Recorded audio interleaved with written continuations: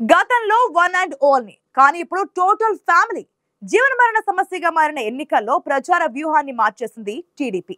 గతంలో అధినేత ఒక్కరే మైకు మోత మోగించేవారు, కానీ ఇప్పుడు సతీమణి నిజం గెలవాలంటూ ఊళ్లు చుట్టేస్తున్నారు. బావ కళ్ళల్లో ఆనందం కోసం బాలయ్య రంగంలోకి దిగారు. మొన్నటిదాకా ఊరు వాడా తిరిగేసిన వారసుడే వ్యూహాత్మకంగా కాస్త సైలెంట్ అయ్యారు. కూటమి బలంతో పాటు ప్రచార వ్యూహంతో ఈసారి గెలుపు గురి తప్పదన్న పట్టుదలతో ఉంది సైకిల్ పార్టీ.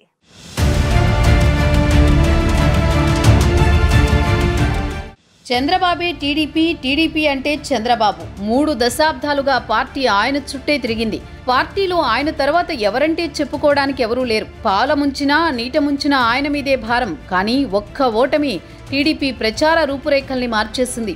5 ఏళ్లు ప్రతిపక్షంలో ఎదురైన ఆటుపోట్లతో తత్వం బోధపడిందో, ఈసారి గెలవకపోతే రాజకీయంగా తెరమరుగు కావాల్సి వస్తుందన్న ఆందోళనతోనో టీడీపీ ప్రచారంలో తమ్ముళ్లకు కొత్త దృశ్యాలు కనిపిస్తున్నాయి. గతంలో ఎన్నికలొస్తే ప్రచార బాధ్యతనంతా నెత్తినేసుకునేవారు చంద్రబాబు. కానీ ఇప్పుడు ఓవైపు చంద్రబాబు సతీమణి భువనేశ్వరి ప్రచార బాధ్యతల్లో పాలు పంచుకుంటుంటే అటు బాలకృష్ణ కూడా స్పీడ్ పెంచారు. గురూజీ రామనారాయణ్ జీ ప్రపంచ ప్రఖ్యాత జ్యోతిష్యులు ఇప్పుడు మన హైదరాబాద్ లో ఎటువంటి సమస్యలకైనా తక్షణ పరిష్కారం చేయబడను. సంప్రదించండి 96651137 9000004357.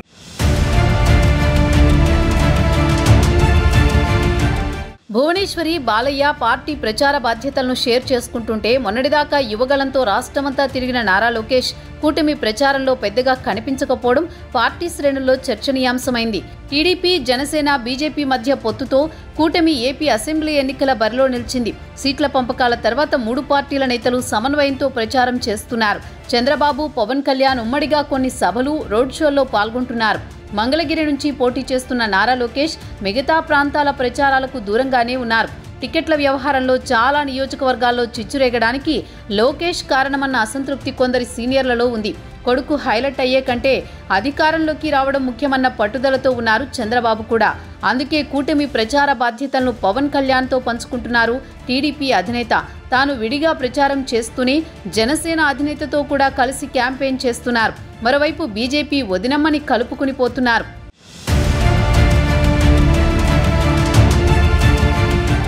యువగలం యాత్రతో రాజకీయంగా కాస్త రాటుదేలారు నారా లోకేష్. కానీ ఆయన్ని పార్టీ ప్రచారాస్త్రంగా అప్పుడే వాడదలుచుకోలేదు చంద్రబాబు. మంగళగిరిలో గెలిచి అసెంబ్లీలో ఎమ్మెల్యేగా అడుగుపెట్టాలన్నది తండ్రి కొడుకుల ఫస్ట్ టార్గెట్.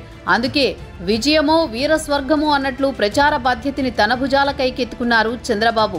చంద్రబాబు జైల్లో ఉండగా మొదటిసారి ప్రజల్లోకి వచ్చిన భువనేశ్వరి పార్టీ ప్రచారంలో ఈసారి తన వంతు పాత్ర పోషిస్తున్నారు. నిజం గెలవాలి పేరుతో మొదలుపెట్టిన యాత్రను కొనసాగిస్తున్నారు. మహానేత ఎన్టీఆర్ కూతురైనా ప్రత్యక్ష రాజకీయాల్లోకి ఎప్పుడూ రాని భువనేశ్వరి రాజకీయంగా రాటుదేలే పనిలో ఉన్నారు. కోడలు నారా బ్రాహ్మణి హెరిటేజ్ బాధ్యతల్ని తీసుకోవడంతో 7-10 వయసులో ఉన్న భర్తకు రాజకీయంగా చేదోడు వాదోడుగా ఉంటున్నారు చంద్రబాబు సతీమణి.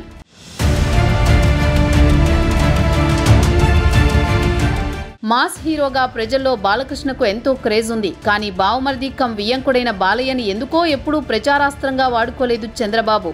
బాలయ్య ఎమ్మెల్యేగా గెలిచినా, రాజకీయాల్లో ఉన్నా ఇప్పటిదాకా హిందూపురానికే పరిమితమయ్యారు. కానీ ఈ ఎన్నికల్లో బాలయ్యని తురుపు ముక్కగా ప్రయోగిస్తోంది టీడీపీ. అల్లుడి బదులు బాలయ్య స్పీడ్ పెంచుతున్నారు. భార్య వసుంధర హిందూపురం ప్రచార బాధ్యతలు చూస్తుంటే బాలకృష్ణ రాష్ట్ర వ్యాప్తంగా ప్రచారానికి సిద్ధమయ్యారు. ప్రజాగళం పేరుతో చంద్రబాబు, నిజం గెలవాలి అంటూ భువనేశ్వరి, శంఖారావం పేరుతో లోకేష్ ప్రచారాలకు తోడు బాలయ్య స్వర్ణాంధ్ర సాకార యాత్రతో టీడీపీలో కొత్త జోష్ కనిపిస్తోంది.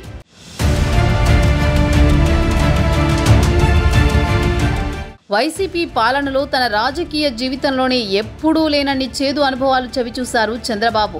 నిప్పులా బతికానని చెప్పుకునే నాయకుడు 1.5 రోజులు జైల్లో గడపాల్సి వచ్చింది. దీంతో ఈ ఎన్నికల్లో అధికారంలోకి రాకపోతే భవిష్యత్తు చిత్రం ఎలా ఉంటుందో టీడీపీ అధినేతకు బాగా తెలుసు. అందుకే పార్టీకి నేనో నా వారసుడు అన్న మూడ్ నుంచి ఆయన బయటికి వచ్చేశారు. మొత్తం ఫ్యామిలీని జనంలోకి తెస్తున్నారు.